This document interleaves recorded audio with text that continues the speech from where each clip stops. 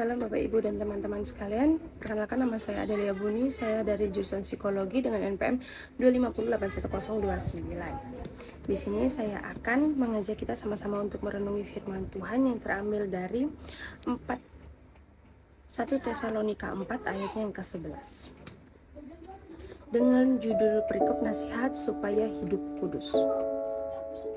Anggaplah sebagai suatu kehormatan untuk hidup tenang, mengurus persoalan sendiri, dan bekerja dengan tanganmu seperti yang telah kami pesankan kepadamu. Saya ulangi lagi, anggaplah sebagai suatu kehormatan untuk hidup tenang, mengurus persoalan sendiri, dan bekerja dengan tenagamu seperti yang telah kami pesankan kepadamu. Saya mengambil sebuah tema dalam firman Tuhan ini dengan keindahan dalam kesederhanaan. Keindahan dalam sebuah kesederhanaan. Kebanyakan kita, ketika kita hidup dalam suatu kesederhanaan, kita hidup dalam suatu kesederhanaan yang cukup, maka kita itu merasa apapun yang sedang kita lakukan atau apapun yang sedang kita kerjakan itu kita merasa semuanya itu terasa indah, karena kita ingin hidup yang bukan pas-pasan aja, ingin hidup yang tenang-tenang aja dan sesuai porsinya saja, seperti itu. Namun ada 3 poin yang saya ambil dari sini. Yang pertama adalah ambisi yang tenang.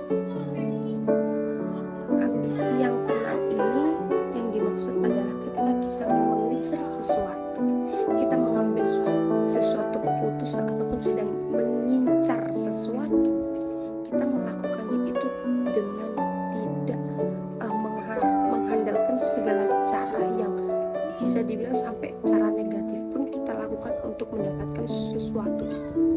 Tapi kita benar-benar mengambil suatu ambisi kita itu dengan cara yang tenang, dengan cara yang mengandalkan Tuhan, dengan cara yang berdoa, bekerja, yaitu seperti Bora et Labora, itu bekerja dan berdoa. Jika memang hasil yang kita dapatkan itu belum sesuai dengan apa yang kita mau, percaya saja jika kita terus berusaha, maka hasil itu bisa di luar dari ekspektasi kita. Seperti itu, seperti yang kayak di firman ini aja. Anggaplah suatu kehormatan untuk hidup tenang, yaitu adalah mengurus persoalan sendiri dan bekerja dengan tanganmu seperti yang telah kamu pesankan kepadamu. Yang jadi tidak sampai menggunakan orang lain untuk menjatuhkan orang lain, tidak sampai menggunakan mulut ataupun tangan kita untuk menjatuhkan hal-hal yang sebenarnya kayak kita nggak sampai ranahnya ke sana gitu.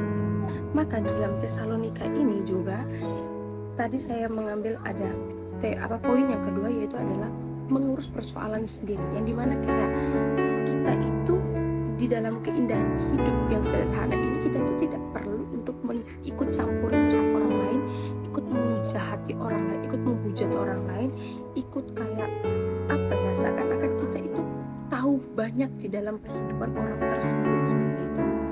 Sedangkan Tuhan Yesus aja maunya kita tuh lebih bagus untuk memperindah kesederhanaan hidup kita, menurunkan segala level yang ada, bukan level kayak harga dirinya kita rendah atau kayak gitu, tapi lebih ke kayak menurunkan standar TikTok, ya menurunkan standar kita gitu, bukan standar yang di dalam manusia, tapi lebih banyak untuk menurunkan standar kepada Tuhan dengan cara kayak kita mengikuti setiap apa yang Tuhan berikan kepada kita, setiap apa yang Tuhan ucapkan kepada kita gitu. Untuk poin yang selanjutnya adalah spiritualitas tangan yang bekerja. Jadi kayak alangkah baiknya di keindahan dalam kesederhanaan ini kita menggunakan tangan ini untuk menyembah Dia, meminta kepada Dia, melakukan pekerjaan-pekerjaan yang positif daripada kita menggunakan tangan ini untuk hal-hal yang negatif, untuk mencuri, untuk memukul, untuk melakukan semua kejahatan.